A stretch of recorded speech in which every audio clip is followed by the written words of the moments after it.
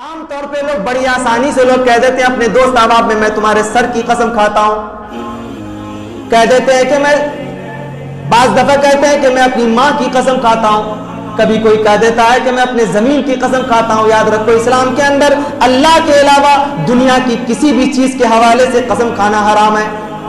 اسلام کے اندر قسم کھانے کی تین سبیلیں، تین طرح سے قسمیں عمومی طور پہ لوگ قسم کی تین قسمیں ہیں۔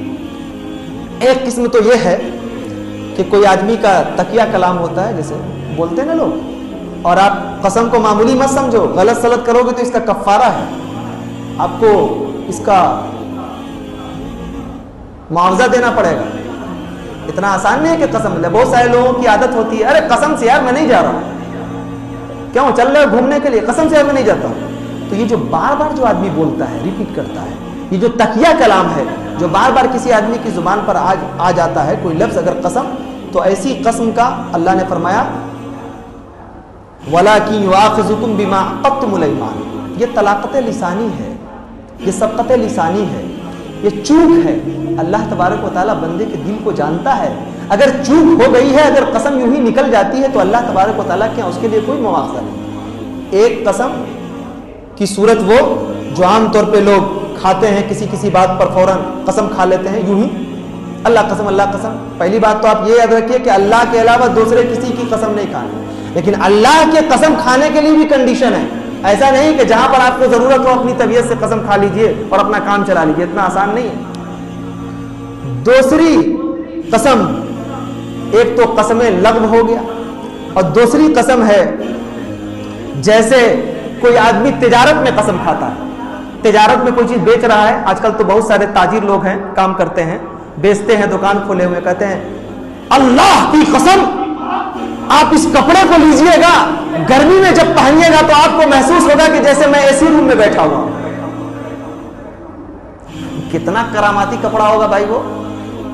بعض دفعہ بولتے ہیں لوگ ارے یہ چاول آپ اگر اس کو ہاتھ سے پکڑ لیں تو ریشم سے زیادہ ملائم ہے۔ یہ مبالغہ آ رہی دیکھیے۔ یہ سونا، یہ میں دبئی سے لے کر کے آ رہا ہوں، انڈیا سے تو یہ مال آتا ہی نہیں۔ تجارت کرتے لوگ اس طرح کی باتیں کرتے ہیں۔ اللہ قسم آپ لے کر کے جائیے۔ مجھے ایک مرتبہ بڑی حیرت ہوئی، ایک صاحب اتفاق سے بہت خود کو موحد کہتے ہیں، الحمدللہ ہمارے جاننے والے لوگوں میں بہت جگہ بہت سارے لوگوں کے بارے میں کہا جاتا ہے نا کہ دل سے کچھ اور اوپر سے کچھ۔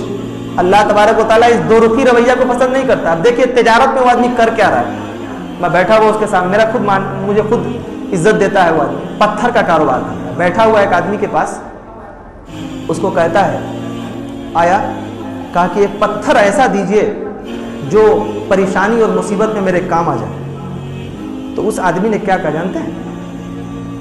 یہ پتھر لیجئے اور اس کو گلے میں رکھنا، جیسے ہی کوئی مصیبت آئے گی یہ پتھر پھٹ جائے گا، اور اس کے بعد آپ سمجھ جانا کہ تمہارے اوپر کوئی بڑی مصیبت آنے والی ہے۔ اور کاروبار کا جہاں تک معاملہ ہے، تجارت کرنے کے لیے بیٹھو گے، او اللہ تبارک و تعالیٰ اتنی برکتیں نازل کرے گا تمہارے اوپر نا کہ ایک آدھ سال میں تم میرا پیر چومنے کے لیے آؤ گے۔ میں اس کا منہ دیکھ رہا ہوں ٹکٹکی باندھ کر کے، اللہ اکبر، یہ آدمی کیا بکے جا رہا ہے یار۔ یہ کچھ چلا گیا، میرے کو کہہ رہا ہے کہ میں نے کہا یہ کیا کر رہے تھے آپ، یہ کون سا کراماتی پتھر ہے؟ اب تک تو میں نے سنا ہے کہ حجر اسود کی بڑی اہمیت ہے، وہ تو خانہ کعبہ میں چسپا ہے، لیکن یہ کون سا پتھر ہے؟ ارے شیخ اصل بات یہ ہے کہ میں اسے تو یوں ہی اپنی طرف راغب کر رہا تھا، وہ بے نمازی ہے، میں تو یہ سوچتا ہوں کہ بس میرے پیروں سے پیر ملا کر اور کاندھے سے کاندھا ملا کر وہ نماز پڑھے 5 وقت کی، بس میں خوش ہو جاؤں گا۔ دیکھیں اس پتھر کی قیمت 1700 روپیہ، میں نے 1 پیسہ بھی نہیں دیا۔ ہم نے کہا ان کو کہ دیکھیے آواز بلند کر لینے سے، خوبصورت الفاظ پیدا کر لینے سے اور بہترین قسم کا منظر، یہ کہیے کہ جیسے کوئی ڈائیلاگ بولنے سے کوئی چیز اچھی نہیں ہو جاتی۔ ہم نے کہا کہ ٹھیک ہے، آپ شریعت اتنی کمزور ہے کہ تمہارے پتھر کی ضرورت پڑے گی، شریعت کے اندر حوالوں کی کمی ہے کیا؟ ہم بولے یہ سب ڈرامہ بازی چھوڑ دو، آج میں نے تمہاری وہ صورت دیکھی ہے जो अगर लोगों के सामने बयान कर दूं तो लोगों को तुमसे नफरत होने लगे। तो इस किस्म की जो कस्में खाई जाती है ना तिजारत वगैरह में, गलत किस्म की कस्में, वो कसम सिर्फ यूं ही नहीं है, इस्लाम के अंदर वो कसम ऐसी है कि जब तक इंसान तौबा ना करे अल्लाह तबारक व तआला माफी नहीं करेगा। इसीलिए मेरे दोस्तों, जब अल्लाह, मैं एक जुमला अक्सर कहता हूं, जब अल्लाह तबारक व तआला ने आपके मुकद्दर में जितना रिस्क लिख दिया होगा उतना ही मिलना ही है, तो उस रिस्क को हम अच्छे अंदाज में क्यों नहीं हासिल करें, हलाल रास्ते से क्यों नहीं उसको हासिल करें, हराम रास्ते से क्यों इख्तियार करके आप अपनी आखिरत खराब करने पर तुले हुए। तो ऐसी कसम जिसमें अल्लाह का हवाला लेकर झूठ बोला जाए, ऐसी कसम जब तक इंसान तौबा ना करे अल्लाह तबारक व तआला उसको माफ नहीं करेगा। तीसरी कसम की ये सूरत है, जैसे कोई आदमी ये कहता है कि मैं आइंदा ये चीज खाऊंगा ही नहीं, मुस्तकबिल के बारे में, किसी चीज के बारे में कहता है आदमी कि मैं ये चीज मैंने अपने लिए मतलब ये बिल्कुल नहीं खाऊंगा, छोड़ दूंगा। किसी जायज चीज को अगर कोई आदमी अपने लिए ये कहे कि नहीं कसम खाता हूं ये मेरे लिए हराम है या नाजायज है या और भी इस तरह के अल्फाज अगर बोलता है, उसके लिए जानते हैं कफ्फारा है, कफ्फारा अदा करना पड़ेगा आपको। और कफ्फारा यूं ही नहीं है, इसलिए कि आपने अपनी हद को तोड़ने की कोशिश की है।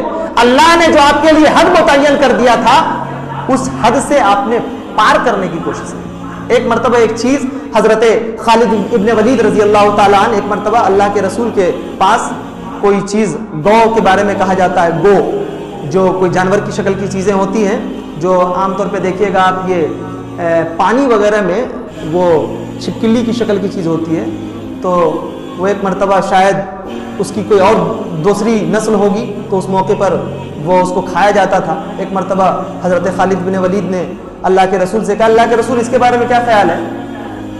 बोला कि यार ये तो हलाल है लेकिन हम लोगों के यहाँ नहीं पाया जाता है।